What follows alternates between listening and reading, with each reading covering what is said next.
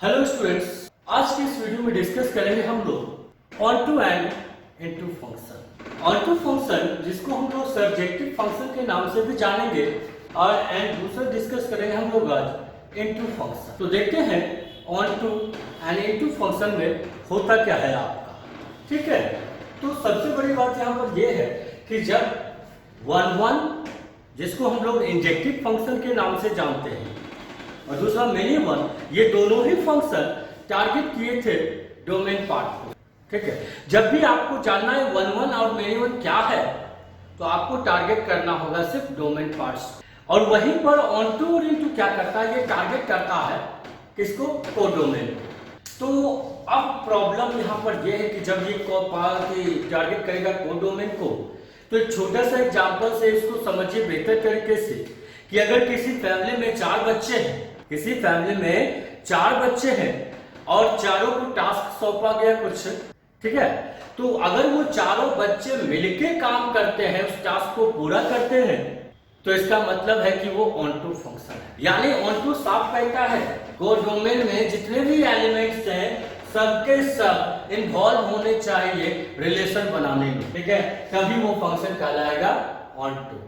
याद रखिएगा ये चीजों को कि डोमेन पार्ट में सिंगल से सिंगल इसमें बना रहा है आपका, इसमें डबल से भी सिंगल गया है, सिंगल से सिंगल भी जा रहा है। तो डोमेन पार्ट में क्या हो रहा है उससे हमको कोई मतलब नहीं है। ठीक है, उससे हमको कोई मतलब नहीं है। हमको मतलब है सिर्फ ये कि कोडोमेन का हर एक एलिमेंट इन्वॉल्व है रिलेशन बनाने में। वहीं पर कोडोमेन का ये एलिमेंट जो है आपका कोई रिलेशन नहीं बना पा रहा है। ठीक है, तो यानी वो 4 बच्चे में अगर चारों मिलके टास्क पूरा किए तब तो फिर ये ठीक है, अच्छी बात है, ये ऑन टू हो गया। लेकिन अगर 4 में से एक भी अगर आलस्य दिखा दिया, आलसपन दिखा दिया अगर वो, ठीक है, यानी वो टास्क में पूरा करने में इन्वॉल्वमेंट नहीं दिखाया, तो इसका मतलब है वो है इनटू फंक्शन, वो है इनटू फंक्शन। यानी एक भी ऐसा एलिमेंट जो फंक्शन में रिलेशन बना नहीं पाया उसको कहेंगे इनटू फंक्शन। तो दोनों के बीच का डिफरेंसेस आपको पता चल गया होगा कि ऑन टू में कहता है कि कोडोमेन का हर एक एलिमेंट इन्वॉल्व होना चाहिए रिलेशन बनाने में, एंड इनटू फंक्शन में एक भी एलिमेंट बच गया अगर वो नहीं बना पा रहा है कोई भी रिलेशन तो कहलाएगा इनटू फंक्शन। ऑन टू में बोल सकते हैं हम लोग each and every image of codomain F. याद रखिएगा कोडोमेन एफ का हर एक image has some pre image in domain F, यानी कुछ ना कुछ प्री इमेज उसका होना चाहिए डोमेन में, तभी वो कहलाएगा ऑन टू फंक्शन। राइट, यानी हम बोल सकते हैं इसको every elements of codomain F is involved in making relation. ठीक है, in making relation with the elements of domain F. ठीक है, यही है आपका ऑन टू फंक्शन। और जहां तक इनटू फंक्शन का सवाल है वो साफ कहता है इवन अ सिंगल इमेज, यानी ये even a single image of codomain F. ठीक है, याद रखिएगा इसको हम लोग बोलते हैं कोडोमेन। ठीक है, यानी कि does not have any pre image in domain F then F is into function. अगर एक भी ऐसा एलिमेंट है कोडोमेन में जिसका कोई भी रिलेशन नहीं बन पा रहा है डोमेन के किसी भी एलिमेंट के साथ, तो फंक्शन कहलाएगा आपका इनटू फंक्शन। ठीक है, चलिए एग्जांपल से देखते हैं हम लोग। 2 तरह का फंक्शन हमने लिया है यहाँ पर। ठीक है, एक है F1 जिसमें 1a 2b और 3c है, और दूसरा function 1a 2a and 3c है। देखना इसमें से कौन सा फंक्शन आपका ऑन टू है या फिर इनटू है। ठीक है, तो चलते शुरुआत करते हैं पहले फंक्शन 1 की तरफ से। फंक्शन 1 में मेरा डोमेन में है F1, डोमेन में है 1 2 एंड 3 दिया हुआ है आपका एलिमेंट यहाँ पर 1 2 3, और B में है आपके पास ABC। तो रिलेशन बना रहा है आपका 1 गया आपके किसके साथ, 1 गया A के साथ, तो 1 A के साथ रिलेशन बनाया, 2 B के साथ रिलेशन बनाया, और 3 C के साथ रिलेशन बनाया आपका। मतलब साफ है कि इसका कोडोमेन का कोई भी एलिमेंट नहीं बचा, हर एक वक्त कोई आपका रिलेशन बनाया डोमेन के साथ। तो ये आपका हो गया ऑन टू फंक्शन, ठीक है, ये हो गया आपका ऑन टू फंक्शन। और वहीं पर अगर दूसरे फंक्शन की बात करें, यहाँ पर F2 है, ए में था आपका 1 2 3 और बी में था आपका ABC, ठीक है। और इसकी रिलेशन की बात करें अगर F2 की बात करें अगर, तो 1 A के साथ गया आपका, 2 A के साथ गया आपका और 3 C के साथ गया आपका। तो क्या कोडोमेन का एलिमेंट कोई भी ऐसा बचा जो कि रिलेशन नहीं बना रहा है? बिल्कुल, ये बी एलिमेंट जो है इसका कोई भी रिलेशन नहीं बन पाया है। तो ये फंक्शन कहलाएगा आपका इनटू फंक्शन। रीजन दे सकते हैं हम लोग यहाँ पर कि बी जो है, जो कि कोडोमेन के अंदर आपको दिख रहा है यहाँ पर, ठीक है, does not have any pre image in domain F, उसका कोई भी प्री इमेज नहीं बन पाया डोमेन में, इस वजह से ये फंक्शन कहलाया इनटू फंक्शन। और इसमें हर एक अब एक चीज यहाँ कंफ्यूजन होता है कभी कभी आपको कि जो फंक्शन 1 1 है क्या वो 1 2 होगा हमेशा, या फिर जो फंक्शन मेनी 1 है वो 1 2 होगा हमेशा? ऐसी कोई बात नहीं, ठीक है। ये डोमेन से सिंगल बना रहा, ये 1 1 भी है, लेकिन ऐसा जरूरी नहीं है कि ये फंक्शन आपका इनटू नहीं होगा, ये हमेशा 1 2 होगा। एग्जाम्पल के तौर पे आप देख सकते हो, यहाँ पर एक और एग्जाम्पल हम ले रहे हैं यहाँ पर, ठीक है। जैसे मान लो इसमें 1 2 3 है, इसमें ABC है और यहाँ D मान लो, ठीक है। एक रिलेशन मान लेते हैं, एक रिलेशन बना लिया इसके साथ, ये बना लिया इसके साथ, ये बना लिया इसके साथ। देखिए ये 1 1 है आपका, ये फंक्शन 1 1 है, ठीक है। वजह ये सिंगल से सिंगल रिलेशन बनाया है आपका डोमेन से। लेकिन जब ऑन टू या इनटू की बात करते हैं यहाँ पर, तो इसमें आपका एक ऐसा एलिमेंट है कोडोमेन में जिसका कोई भी रिलेशन डोमेन के साथ नहीं बना है आपका। इसका अर्थ साफ है यहाँ पर कि फंक्शन ये इनटू कहलाएगा, मतलब इसको कोई लेना देना नहीं है डोमेन के पार्ट से। डोमेन में क्या एक्टिविटी हो रहा है, वो 1 1 बना रहा है या फिर ऑन टू मेनी 1 बना रहा है, उससे इसको कोई मतलब नहीं है। एक एग्जांपल देखते हैं। दो डिपार्टमेंट, एक मार्केटिंग का है और एक प्रोडक्शन का है। मान लो एक एग्जांपल है आपके पास ये, ठीक है। ए जो है मार्केटिंग संभाल रहा, बी एलिमेंट जो है वो प्रोडक्शन संभाल रहा। तो नॉर्मली प्रैक्टिकली अगर सोचें तो ए जो मार्केटिंग संभाल रहा है वो बी में दखलंदाजी नहीं करेगा, उसको प्रोडक्शन मिलेगा तो मार्केटिंग करेगा, नहीं मिलेगा तो नहीं करेगा, ठीक है। या फिर बी का अगर प्रोडक्शन खत्म हो गया है, ठीक है, तो वो मार्केटिंग में हाथ कभी नहीं बटाएगा, उसको सिर्फ प्रोडक्शन से मतलब है, ठीक है। उसी तरह से 1 1 और मेनी 1 शो करना है तो वो सिर्फ टारगेट करेगा डोमेन पार्ट को, उसको कोडोमेन से कोई मतलब नहीं है। और वहीं पर अगर ऑन टू और इनटू की बात करें तो ये टारगेट करेगा सिर्फ कोडोमेन पार्ट को, सिर्फ ये इसको डोमेन में क्या हो रहा है नहीं हो रहा है उससे इसको कोई मतलब नहीं है। ये बात का ध्यान रखिएगा आप, ठीक है। नोट्स के तौर पर हम लोग बोल सकते हैं यहाँ पर कि जितने भी कोडोमेन में एलिमेंट्स हैं आपके, each elements of codomain F should be at second coordinates, याद रखिएगा second coordinates of order pair, तभी फंक्शन ऑन टू कहलाएगा, अन्यथा इनटू फंक्शन कहलाएगा। याद रखिएगा इसमें ए बी सी, आप देखो ए भी सेकेंड पोजीशन पे, बी भी सेकेंड पोजीशन पर है और सी भी सेकेंड पोजीशन पर है।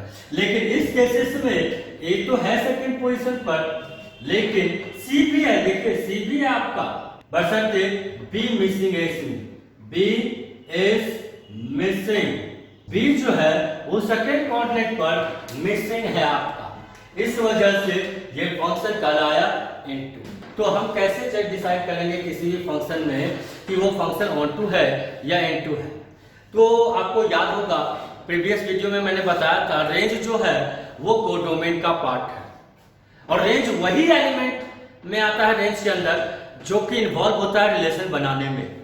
तो यहाँ पर साफ है आपका कि जो रेंज है फंक्शन का, ठीक है, रेंज ऑफ फंक्शन, हम लोग पढ़े थे ये चीजों को कि रेंज जो है, ठीक है, range of F is subset of codomain F. ये हम लोग पढ़े थे। रेंज जो है फंक्शन का, ठीक है, रेंज जो फंक्शन का है वो कोडोमेन का सबसेट, इसको क्या बोलते हैं हम लोग, सबसेट, ठीक है, सबसेट होता है। तो यहीं से बाइफरकेट होता है आपका कंडीशन कि जो फंक्शन का रेंज है वो कोडोमेन के बराबर होना चाहिए। कोडोमेन का, अगर कोडोमेन का हर एक एलिमेंट इन्वॉल्व है रिलेशन बनाने में, तो इसका मतलब हर एक एलिमेंट आएगा रेंज के अंदर और वो रेंज कोडोमेन के बराबर हो जाएगा, तभी ये कहलाएगा ऑनटू फंक्शन। और जहां तक इनटू का सवाल है, फंक्शन का जो रेंज है, ठीक है, फंक्शन का जो रेंज है वो कोडोमेन का प्रॉपर सेट, जिसको हम लोग बोलते हैं प्रॉपर सेट, मतलब इसका हर एक एलिमेंट इसके अंदर तो आएगा, लेकिन कभी भी ये सेट इस सेट के बराबर नहीं होगा।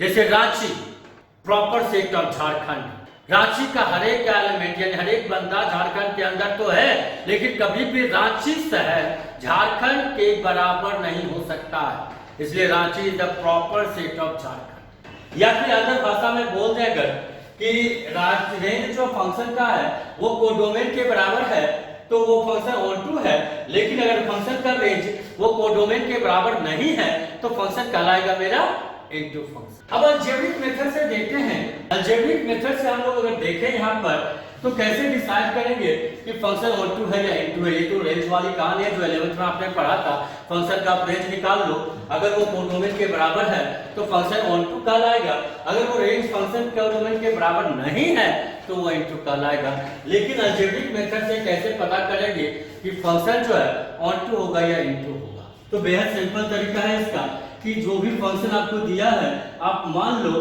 Late y equals to fx, let y equals to fx, दोनों केसेस में आप मान लो let y equals to fx, कोई दिक्कत नहीं है यहाँ पर, मतलब यह अर्थ साफ है कि y जो है आपका इक्वल टू ये function in terms of x है ये, ठीक है।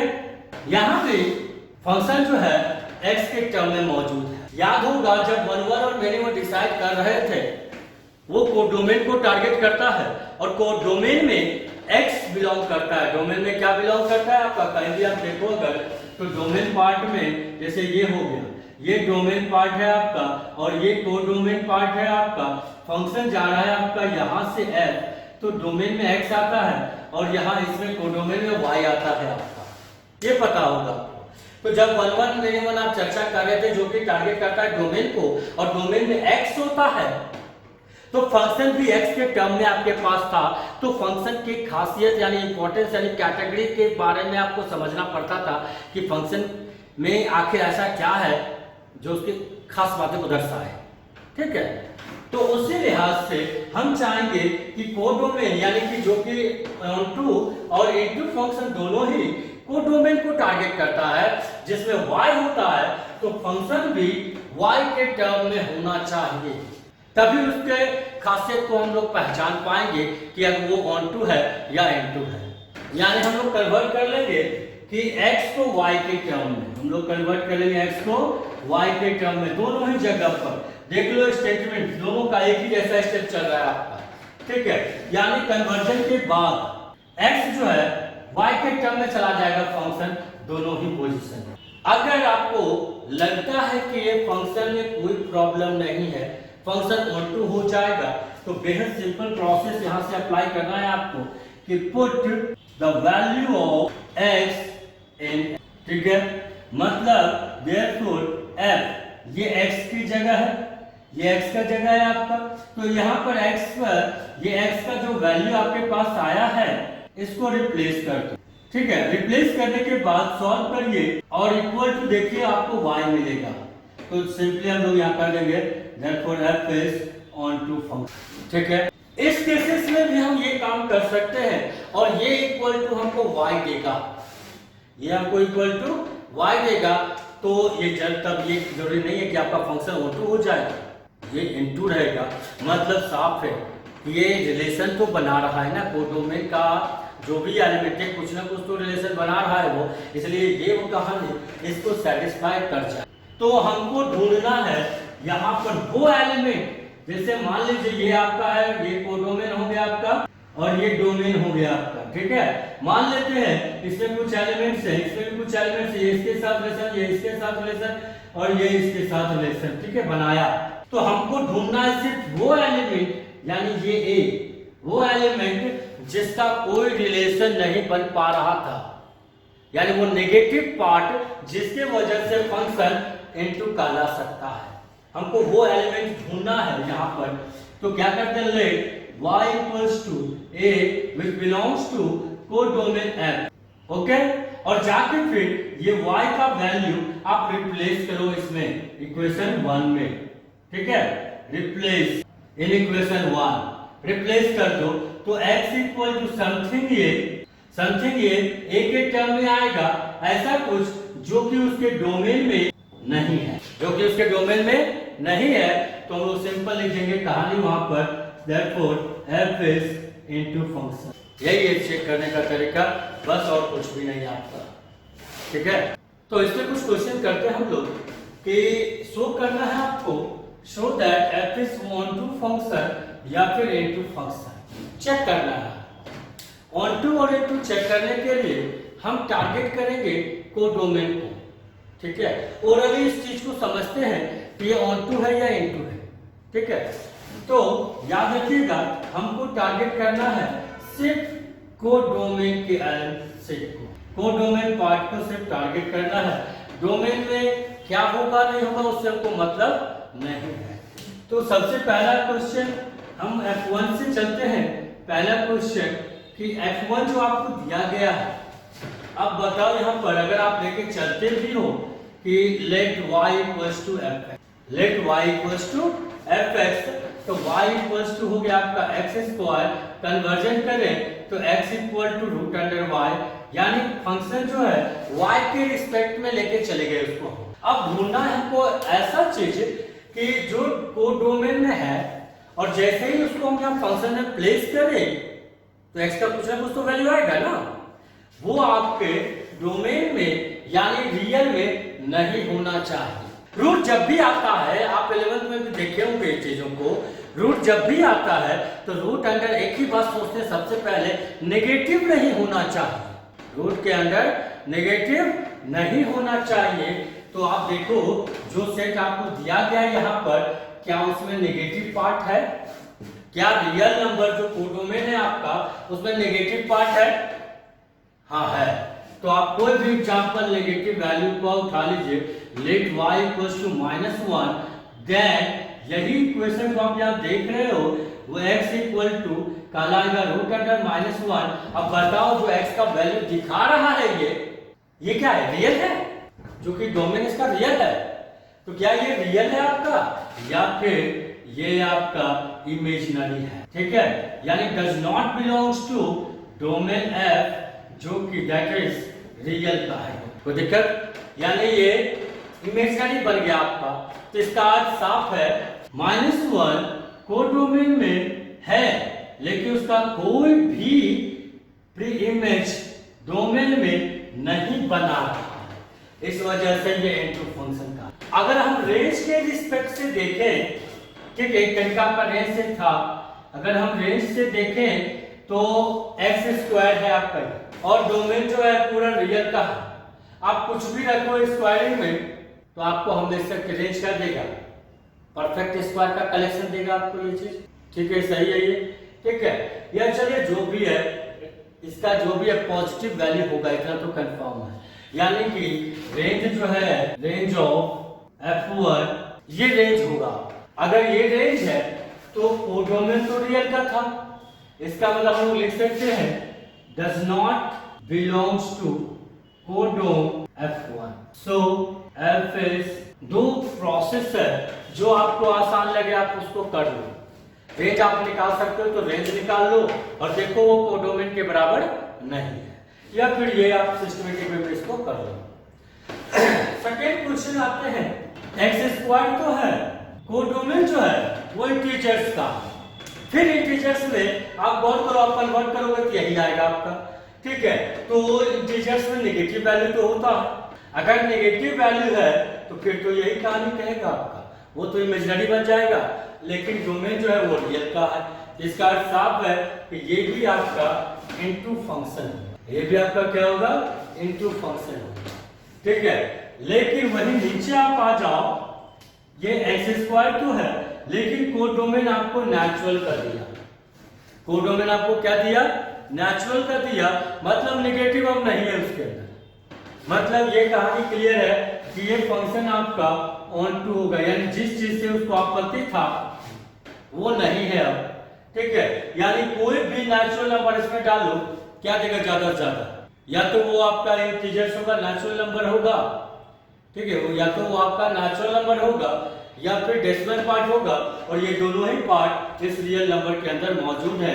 तो ऐसे केसेस में इसके लिए जो आता है ना, ये x का वैल्यू सिंपली प्लेस कर देते हैं, प्लेस यानी प्लेस करेंगे हम लोग x का वैल्यू fx में, तो f ये x का वैल्यू है आपका, तो x के जगह पर x का वैल्यू प्लेस कर देते हैं रूट y, तो क्या हो जाएगा, ये था फंक्शन x स्क्वायर का, ये था फंक्शन x स्क्वायर का, तो इसमें हम क्या करेंगे, x के जगह पर x का वैल्यू डाल देंगे और ये इक्वल टू y आ जाएगा, और सिंपली लिखेंगे so f is onto function x, अगर वो हुआ तो। लेकिन अगले ही पल आप यहाँ पर आ नीचे एक्स स्क्वायर है आपका, ठीक है, फंक्शन वही है, कोडोमेन का पार्ट भी वही है, कोडोमेन का पार्ट भी वही है, लेकिन ध्यान देने वाली बात है यहाँ पर कि जैसे इस केसेस में अगर x equal to root Y जो आपका आया था यहाँ पर, ठीक है, हमने लिया x equal to root Y, अब सवाल है कि ये नेचुरल का सेट है, नेगेटिव तो नहीं है, यानी कि एक पार्ट इमेजिनरी वाला टेंशन तो खत्म है। लेकिन अब ध्यान दो कि ये जब आप रखे थे इसमें, तो आपको वो नेचुरल भी प्रोवाइड किया था और डेसिमल पार्ट भी प्रोवाइड किया था। जैसे 1 का स्क्वायर रूट 1 हो गया, 2 का स्क्वायर रूट क्या होगा 1.4 समथिंग, तो डेसिमल आता है, तो डेसिमल तो इसका जो डोमेन इंटीजर्स का है उसमें तो डेसिमल नहीं होता है आपका, तो ये कहलाएगा आपका फिर से इनटू फंक्शन, ठीक है। सो कर सकते हैं कि let y equals to 2 implies x equal to root 2 equal to 1.414 which does not belongs to domain f, which does not belongs to domain f, जो कि आपका इंटीजर्स का है, तो ये कहलाएगा इनटू फंक्शन।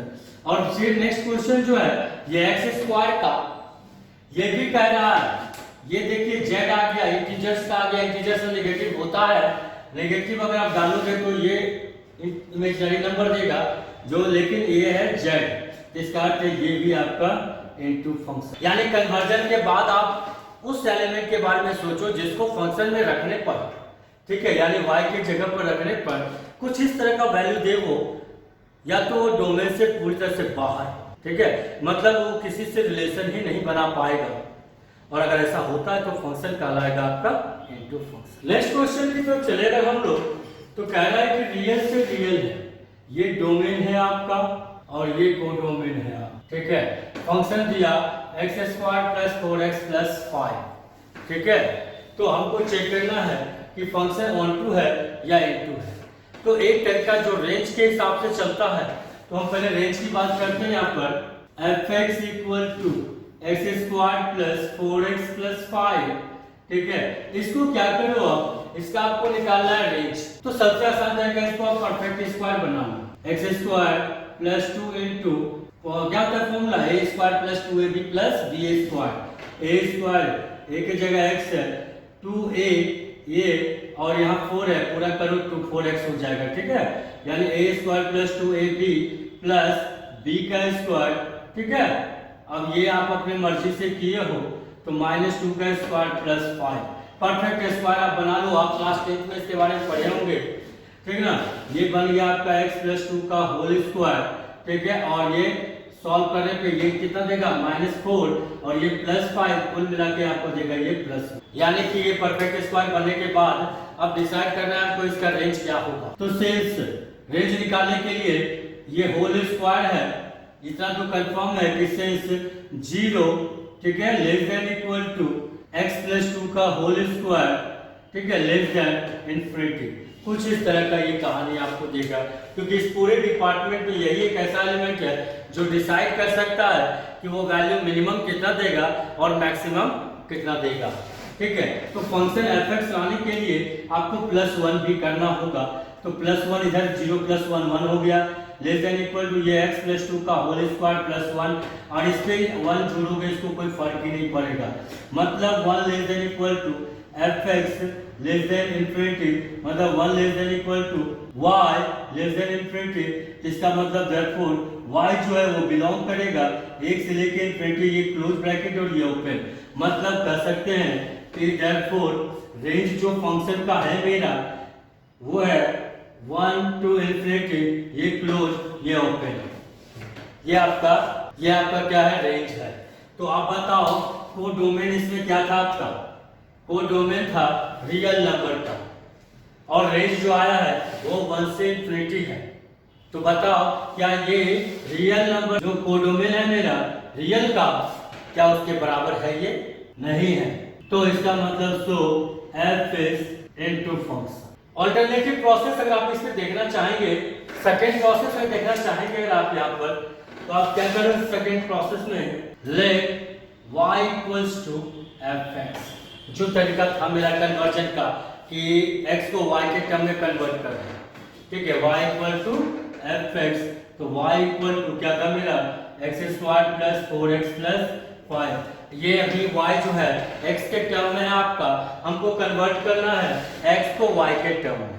तो इसके लिए बेहद आसान तरीका है आपका कि y को भी लेके चले जाओ इधर, 0x² + 4x + 5 माइनस y एक तरफ चला गया। तो फिलहाल आप y को कंसीडर करो constant, consider y as constant. ठीक है, और फिर इस पर क्वाड्रेटिक फॉर्मूला जो कि क्लास 10th में पढ़ा हुआ है उसको अप्लाई कर लो यहाँ पर। यानी क्वाड्रेटिक फॉर्मूला जो कि a का रिक्वायरमेंट होता है, b का रिक्वायरमेंट होता है, c का रिक्वायरमेंट होता है, हमने सब यहाँ पर निकाल लिया है, a, b और c। और क्वाड्रेटिक फॉर्मूला कहता है x equal to -b + -√b² - 4ac/2a। अब इसमें जाके रिप्लेस कर दीजिए, b - b 4 है, प्लस माइनस √b² यानी कि 16 minus 4 into a1 a2c 5 - 1 by 2a 2 into 1 और सॉल्व कर लीजिए। तो क्वाड्रेटिक फॉर्मूला सॉल्व करने के बाद हमको x का वैल्यू आया है -2 प्लस माइनस √y - 1, ये सॉल्व करने के बाद आया है। अब हमको क्या करना है कि इसका जो कोडोमेन रियल का एलिमेंट था आपका, उससे कुछ ऐसा एलिमेंट ढूंढना होगा, रूट है ना, तो रूट से इमेजिनरी नंबर तक ज्यादा पहले प्रेफर करेंगे हम लोग। तो रूट अंडर नेगेटिव वैल्यू हो जाए, y - 1 है आपका। अब कुछ भी example let y equals to, आप यहाँ पर इस 1 से छोटा वैल्यू ले लो, 0 ही लेते हैं जो कि कोडोमेन में है आपका, कोडोमेन जो कि रियल का उसके अंदर मौजूद है। तो देयरफॉर x का वैल्यू क्या हो जाएगा, -2 प्लस माइनस √0 - 1 बाय कुछ नहीं, यानी कि -2 प्लस माइनस √1, ये क्या बन गया आपका, इमेजिनरी बन गया, इमेजिनरी जो कि इसके कोडोमेन में नहीं है। तो क्या कहलाएगा, अगर कोडोमेन में नहीं मिलता है तो therefore f is into function. ठीक है, लास्टली बाइजेक्टिव फंक्शन हम देखते हैं। यहाँ पर लगा हुआ है बाय, ये बाय मतलब डबल, डबल जेक्टिव। ठीक है, डबल जेक्टिव मतलब यहाँ पर साफ है कि इंजेक्टिव एंड सरजेक्टिव फंक्शन।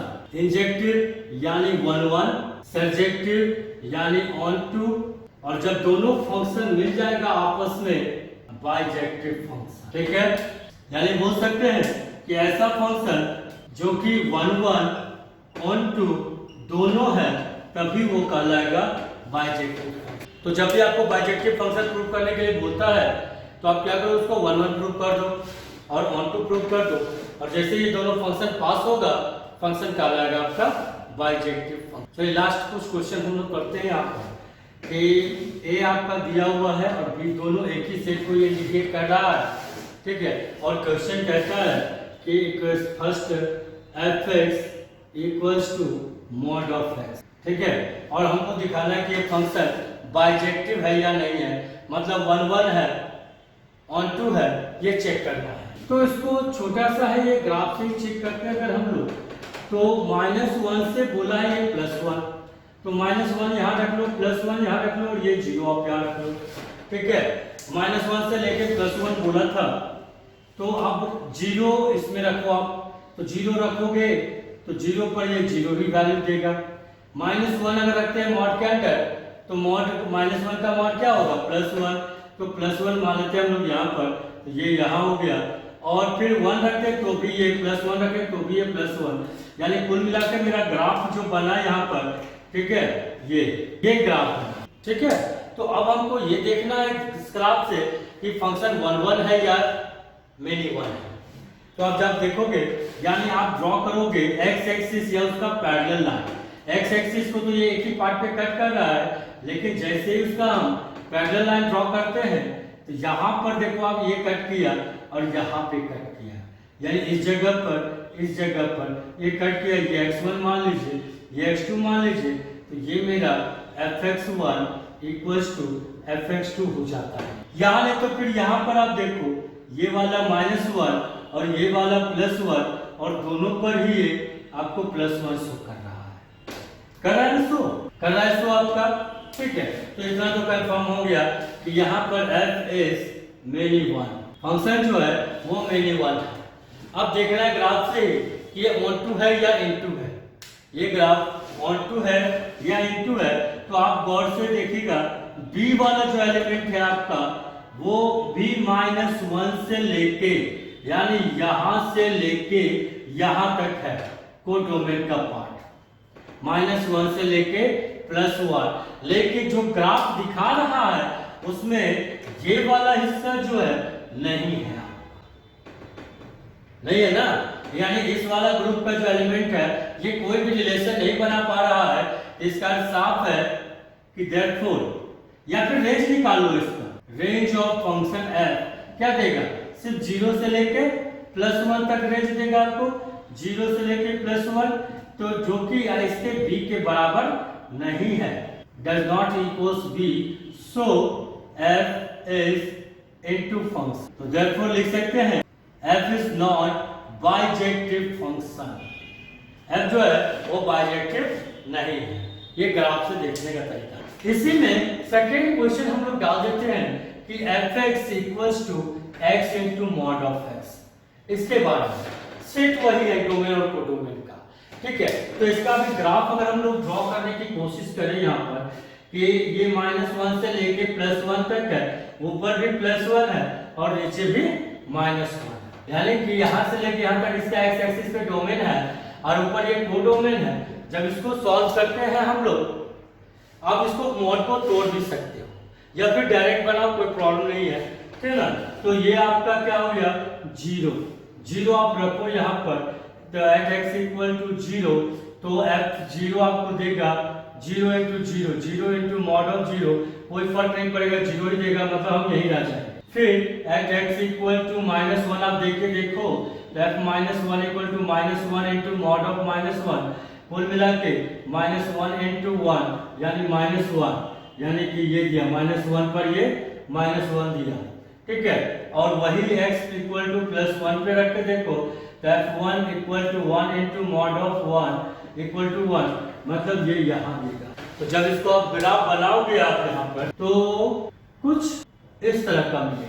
तो आप पहले 1 1 चेक करते हैं, तो कहीं से भी x एक्सिस या उसके पैरेलल लाइंस को आप ड्रॉ करके देखो, ठीक है, कहीं पर भी ड्रॉ कर देखो, ये एक ही टाइम इंटरसेक्ट करता है, जिसके वजह से हम इसको बोल सकते हैं कि therefore f is 1 1। अब ऑन की बात, ऑन है या इनटू है, तो कोडोमेन जो आपको दिखा रहा है यहां से लेके यहां तक, ग्राफ देखो इसका, ये पूरा कवर किया है, इसका ग्राफ क्या किया, पूरा कवर अप किया है, यानी कि -1 से लेके +1 तक इसका रेंज हो गया, ठीक है। देयरफॉर रेंज जो है इसका, रेंज ऑफ f = -1 से लेके +1, ठीक है, जो कि इसका कोडोमेन है, यानी इक्वल टू b, तो सो f is onto फंक्शन। और जब फंक्शन 1 1 और onto दोनों हो गया, तो हम लोग इसको लिख सकते हैं बाइजेक्टिव, बाइजेक्टिव फंक्शन। ठीक है, आज के वीडियो में बस इतना ही। Thank you.